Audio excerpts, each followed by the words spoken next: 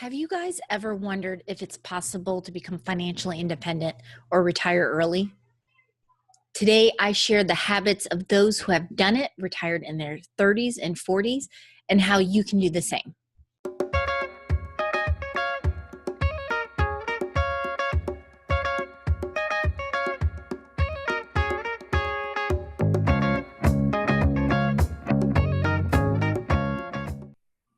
Thanks again for joining me on this week's edition of Marriage and Money Tips.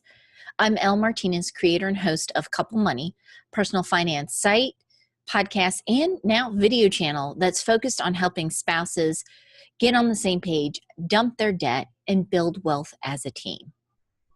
And on the podcast, I've done over 200 episodes interviewing couples who've done some extraordinary things, including retiring early and becoming financially independent. And while interviewing them, I've noticed that there are certain patterns and habits that many of them have.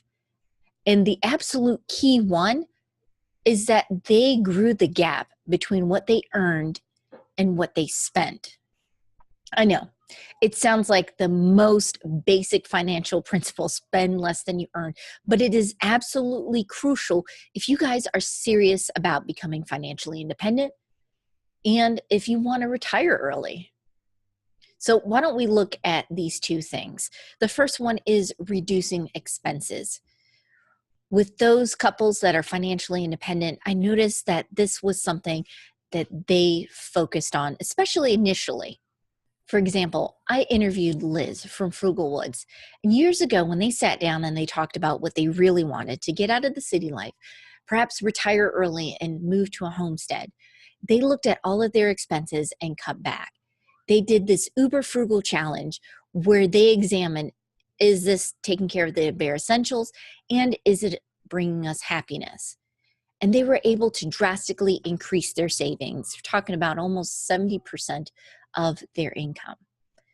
Another couple I had spoke to, Justin from Root of Good, when they were looking at their major expenses, the three key ones, housing, transportation, and food, they looked for ways that, yes, they were still enjoying things, but they were saving big. And they came out ahead.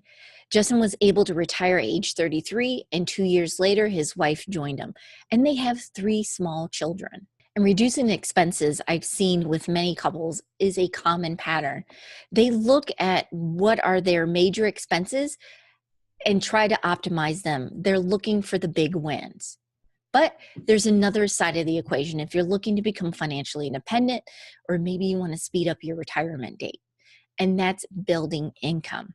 And there's several different ways. Some people find that freelancing based on what they do for their day job helps them increase that income and grow that gap between what they spend and what they earn. They also might change careers or change companies and get that raise and invest that difference. Or you might just try something like building up some side income projects and side hustles. Jay from Budgets Are Sexy and Nick Loper from Side Hustle Nation love to do that as well. And then you can build your own business from home like Sandy does at Yes, I Am Cheap. So as you can see, there's different ways to get to financial independence. You might skew more towards being frugal. You might skew more towards building income, but you should do both because you can grow that gap faster. And if you guys are ready to grow that gap between what you spend and what you earn, but you don't know where to start, please take the 5 Days to 5K course. It's a free email course that will show you how to find, save, and earn more money. You can use that to invest and reach your financial independence goals faster.